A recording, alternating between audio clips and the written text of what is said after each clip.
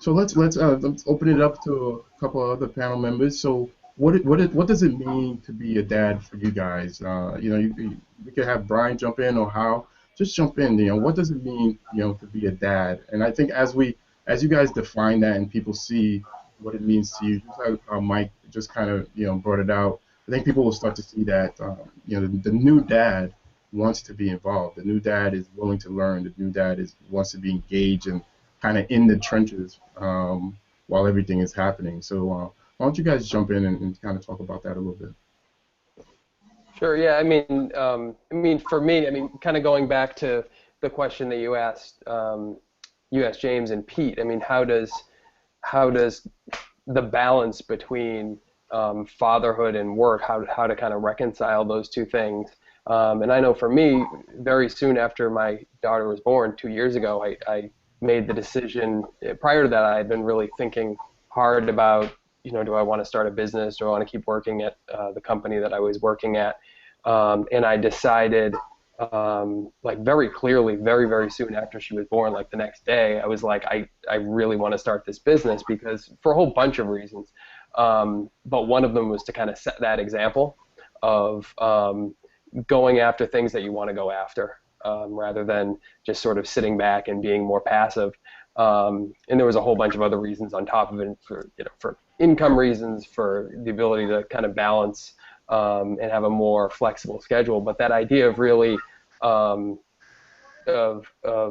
providing that example was huge because when my daughter's 2 now. When she gets a little bit older, I'm going to tell her that she can do whatever she wants in the world, and it would be hard for me to say that to her if I wasn't doing what I wanted to do in the world. Do you know what I mean? It was an important, very important piece for me. So, and I think, Joel, going back to your question, that's so much of what fatherhood is for me. It's about caring for my daughter, caring for my wife, and also trying to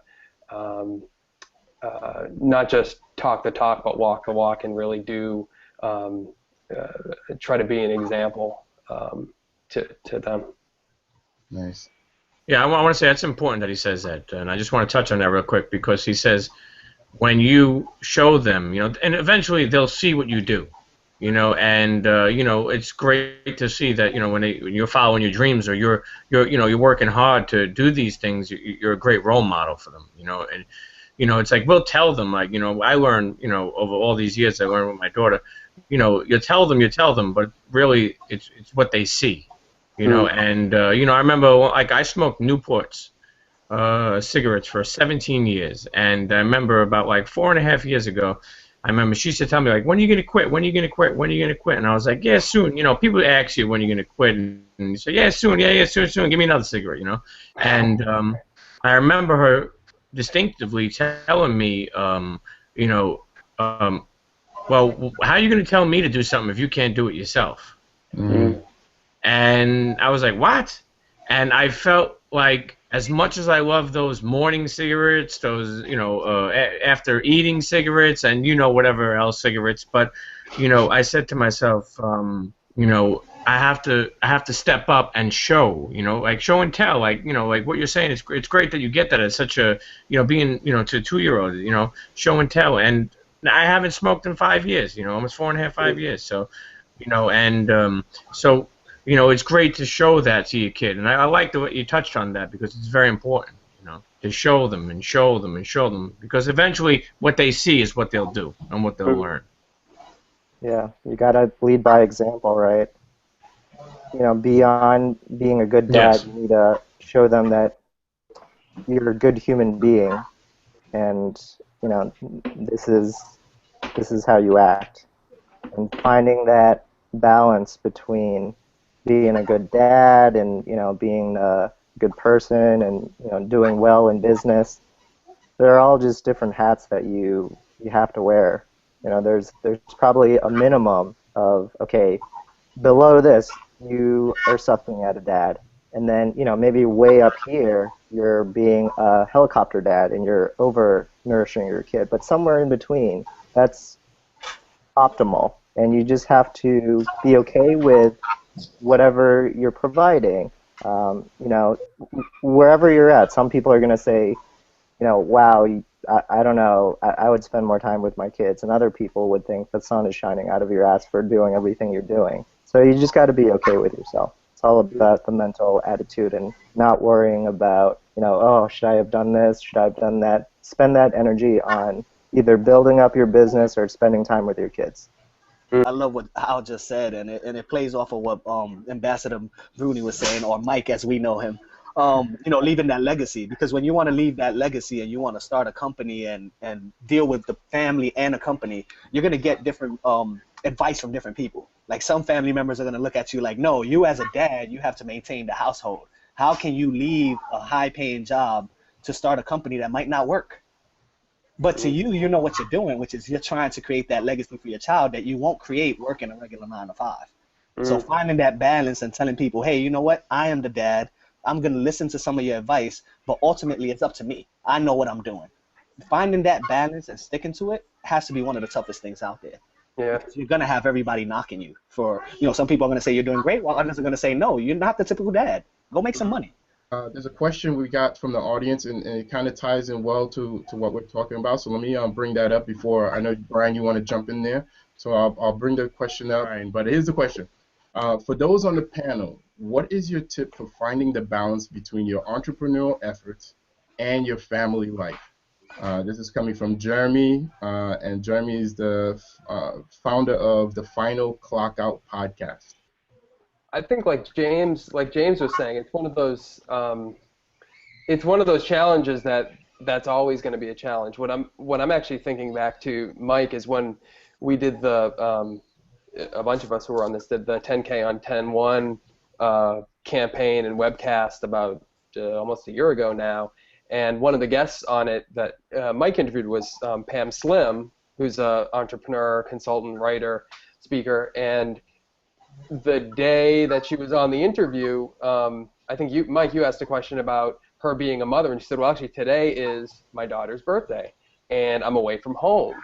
And what Pam said is, you know, that's always a challenge. There's always decisions that you have to make. Are you going to do, you know, the business event over, you know, a kid thing, or are you going to make a hard decision and do the family event over the business opportunity? And it's one of those things, James, I think you said it the best, is you got to make a decision and you got to be good about it, feel good about it, and sort of go with it. And you can't beat yourself up, you know, second guessing after the fact. But I think if you do it with the right intention and you communicate with those around you, whether it be your family, your wife, your kids, or your business partners, and tell them why you're doing a certain thing, and give them an opportunity to talk and communicate back, I think that's a good place to start, but also knowing that it's never going to be perfect, and you got to kind of make choices and sort of be good with them. Yeah, I think that's 100% spot on right there with finding the balance. You never find the balance. I was talking with Premium a couple days ago, and he told me the best thing that I've heard in a while from a dad, which is you don't find the balance. You're trying to find a way to make it better, because you're never ever balancing it out. It's just impossible. So you just got to be good at having that time and making the most out of that time when you have it. Mm-hmm. Yeah, I like to talk about like balancing, but you know, who knows? Having 10 weeks in, talk to me 10 weeks later, it might be different, all right? so I hold that lightly. That lightly, people. He's still on weeks. Talking about weeks. I'm still on. I haven't converted to years or even talking months. How old is your child? Hey, that's a special moment. That's a special moment. You know.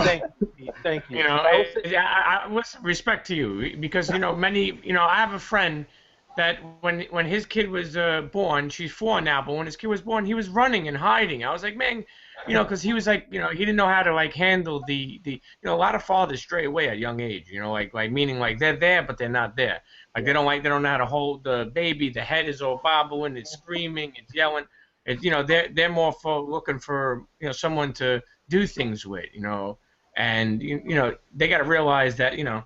So I like when I see fathers, you know, get into it at a young age and help out, and because you know some dads expect like, you know, the wife to only get up and do things. You know, I was divorced when my daughter was 2 years old. So I mean, when she ate a blue crayon, I had blue poop to wipe up. You know, I mean, you know, it was everything. My friends were going to the club. You know, I was changing diapers, and you know, and And but listen, I respect that you're really, like I said, take the time and enjoy what's going on because it flies. It flies. And it gets harder every day. It never changes. There's always Yeah. a new challenge there when it comes to kid. I mean, a kid poops in a diaper.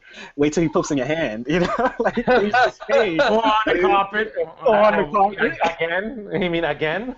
Again. Yeah. Like my son now. My son is gonna be 2 years old. He's taking off his diaper and peeing in the corner of the houses. The house. It's like, how do I stop that? Well, remember what we're talking about, James. Right? You gotta show them. You gotta show them. You gotta stop. Man, I'm so scared he'll take my iPhone and throw it in the toilet, man. I don't know. But I will say with the balance topic, I think that those of you that are married and that have a significant other in your life, and I think it's important to have someone that believes in you as much as you believe in yourself, and believes in your vision and believes in your dream. I know a lot of people. I'm blessed to have someone that believes in me, so we can work together and really try to build. Because when you have to worry about somebody's time or feelings or emotion, it's hard to run businesses like that. You have to have somebody that believes in that light at the end of the tunnel and believes in the bigger picture, and doesn't get mad at you if you're not home at a certain time, or it's going to be trials and tribulations. But I think that if you have somebody that's on the same page as you, that believe in you, and when you have the time to take with your kids, you spend it with your kids and you do things. Like I know a lot of people that work even their own businesses 7 days a week. I say to myself, listen, you got to take one day to relax. Take one day to spend with your kids. You can't get that back, man.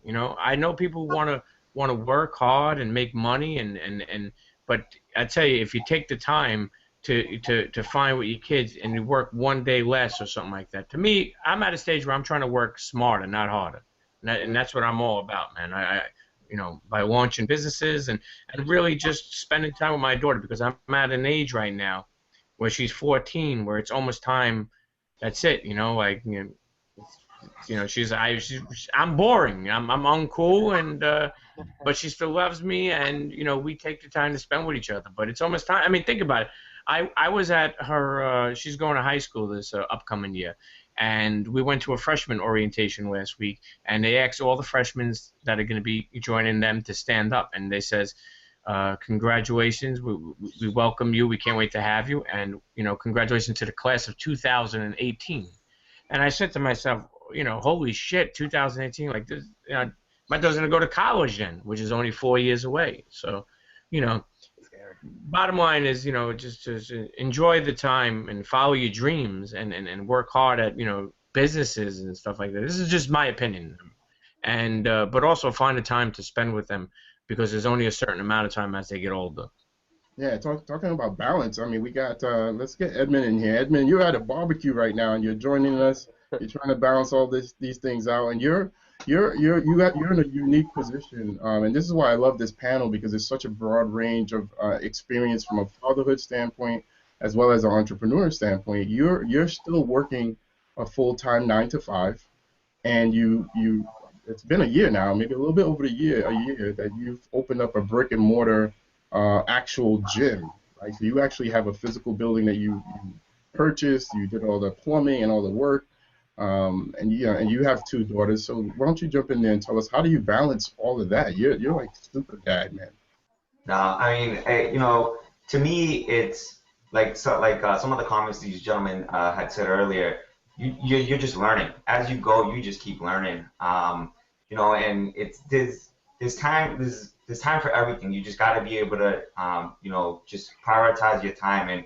And to me, I mean, all that, right, Joel? Thank you for giving me credit about, what I'm doing. But my number one job is being a dad first to my children. Like, I got to be there for them before anything else. I mean, yeah, I work and everything's a hustle. You just got to hustle.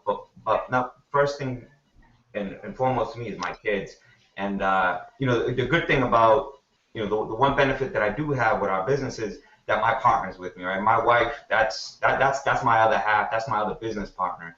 So for us, the one thing that we have to do the most is communicate with one another, and that's what we're just, I always tell my wife, like, we always got to keep talking. what's good, what's bad, what worked, what didn't work, what can we do different, how is it, and it's great because, with both of us kind of going at it, we share our thoughts, share our ideas.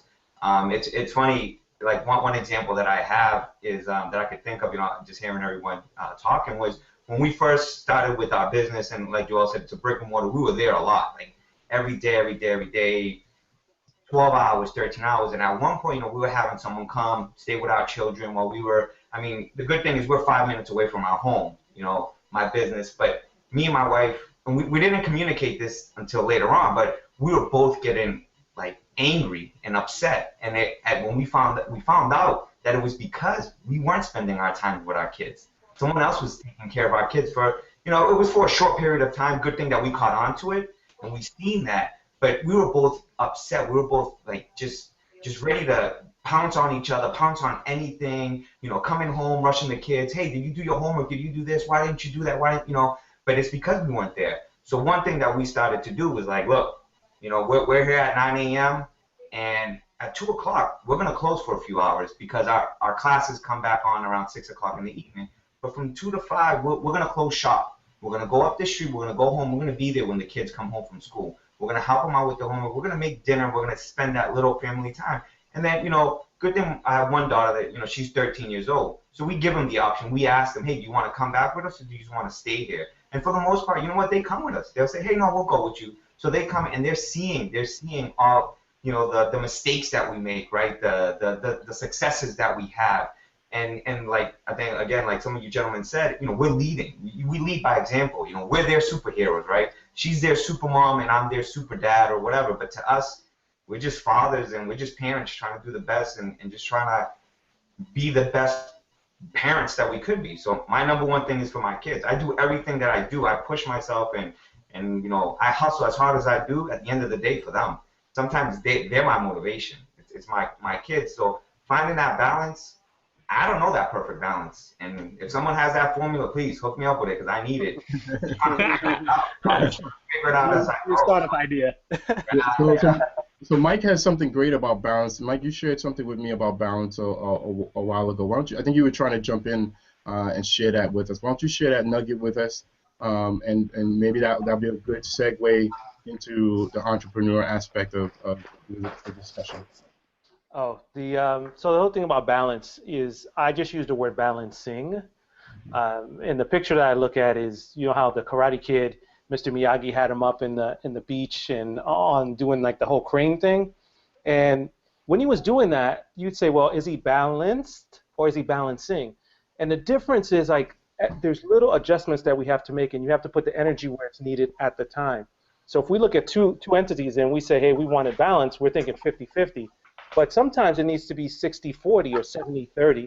So understanding where energy is needed right now and being able to use balancing instead of just balance, where it's like, I got to put this much time in it right now. I got to put this much. Well, maybe it doesn't need that much right now. So that's my whole thing about balancing versus balance. Nice.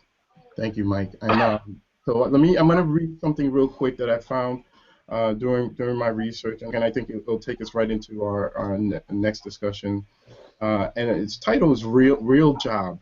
Real Job. Most important job is to be a father. As such, if there's ever a question about whether to put your business first or their child first, the answer is always resoundingly child first. Putting children first means that fathers must love their children with purpose, intention, passion, urgency, authenticity, and conviction.